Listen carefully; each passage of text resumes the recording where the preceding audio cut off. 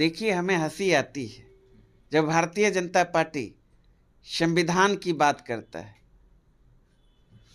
आपने देखा 10 साल के दौरान किस तरीके से संविधान के हर पन्ने को तार तार करने का काम किया, संविधान को लहूलुहान करने का काम किया, लेकिन जीते हुए प्रतिनिधि को जेल में बंद करने का काम किया। मोदी जी का जो ये 10 साल का क्रूर शासन था, क्या क्या हुआ आपने नहीं देखा?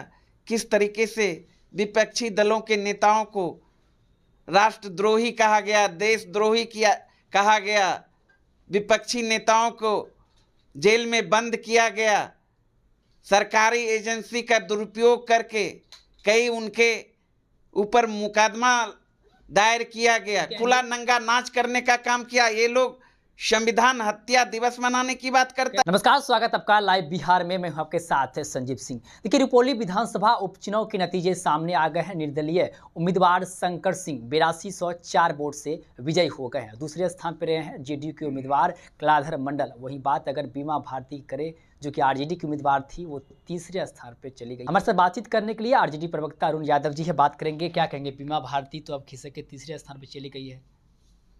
बिल्कुल, वहाँ की जनता ने जो जनादेश दिया है, हम उसका सम्मान करते हैं। निश्चित रूप से वहाँ की जनता ने जेडीयू को हराने का काम किया है, सत्ता पक्ष को ऐना दिखाने का काम किया है। बुरी तरह जेडीयू वहाँ पराजित हुई है, इंडिपेंडेंट जीते हैं।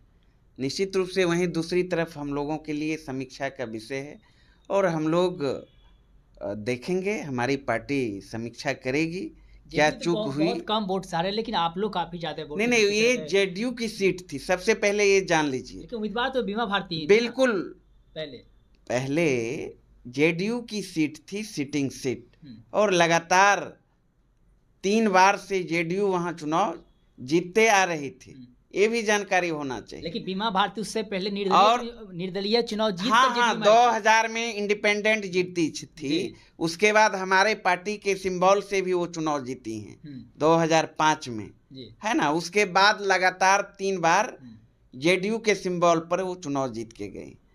लेकिन फिलहाल जो ये लड़ाई जो था, आपने देखा सत्ता पक्ष किस तरीके से सारे तंत्र को वहां लगाया था चुनाव जीतने के लिए, सारे मशीनरी का दुरुपयोग करने का काम किया।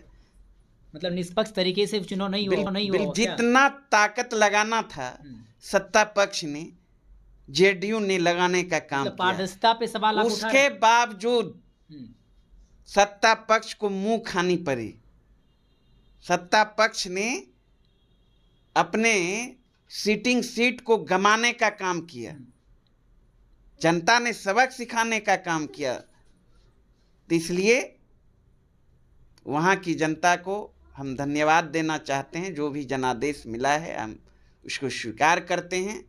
आगे पार्टी देखेगी। क्या पप्पू यादव निर्दलीय लोकसभा का चुनाव जीत गए वहाँ से, लेकिन अंततः उन्होंने बीमा भारती का समर्थन भी किया। लेकिन पप्पू यादव के आने से भी माहौल नहीं बदला, फिर भी बीमा भारती। देखिए, वो तो जनता मालिक है, जनता तय करती है ना।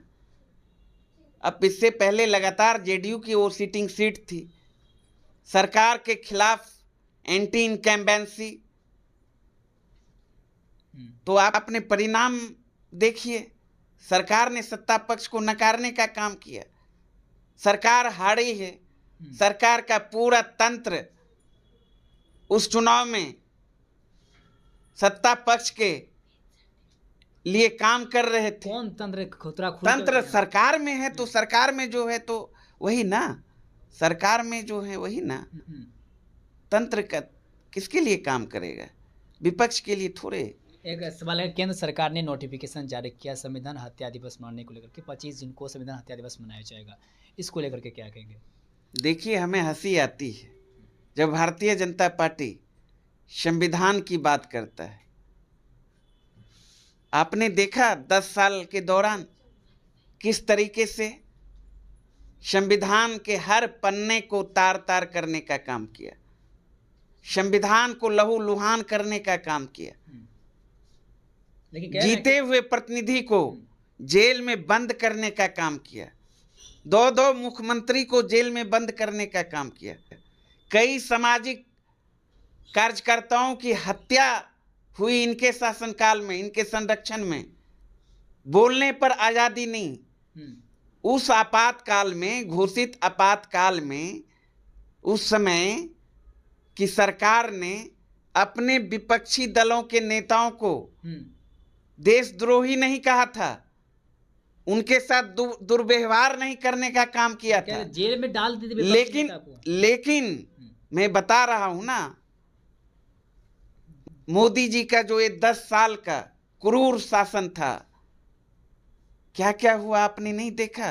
किस तरीके से विपक्षी दलों के नेताओं को राष्ट्रद्रोही कहा गया, देशद्रोही कहा गया, विपक्षी नेताओं को जेल में बंद किया गया, सरकारी एजेंसी का दुरुपयोग करके कई उनके ऊपर मुकदमा दायर किया गया, खुला नंगा नाच करने का काम किया। ये लोग संविधान हत्या दिवस मनाने की बात करता है। कह रहे हैं कि एनडीए के लोग तमाम कह रहे हैं कि आपातकाल के समय में, जो आपातकाल जब लगा था तो तमाम जो पत्रकार थे उनकी स्वतंत्रता छीन ली गई थी, लॉ एंड ऑर्डर को तार तार कर दिया गया था, लोकतंत्र का गला घोट दिया गया था। उनका सजा देश की जनता ने दिया। और आपको पता होगा कि राहुल गांधी जी ने भी एक्सेप्ट किया, उस समय कुछ भूल हुई, लेकिन वो घोषित इमरजेंसी था। लेकिन ये अघोषित इमरजेंसी के बावजूद इस तरह से विपक्षी नेताओं को प्रताड़ित करना, किस तरीके से संविधान बदलने की बात करना। लोकसभा चुनाव में आप नहीं देखा, हमें 400 पार सीट चाहिए, तो तरह तरह का। इसलिए भारतीय जनता पार्टी के मुंह से इस तरह की बात शोभा नहीं देता। और आरएसएस ने, संघ ने घोषित इमरजेंसी का समर्थन करने का काम किया। इतिहास पढ़ना चाहिए। इसलिए इस तरह की बात ना करें भारतीय जनता पार्टी के लोग, संविधान को पढ़ें और नया इतिहास गढ़ने का काम करें। देश हित में कुछ तो करिए। बेरोजगारी चरम पर, महंगाई चरम पर, चारों तरफ हाहाकार मचा है। मणिपुर का क्या स्थिति है, मुद्दे की बात करिए ना।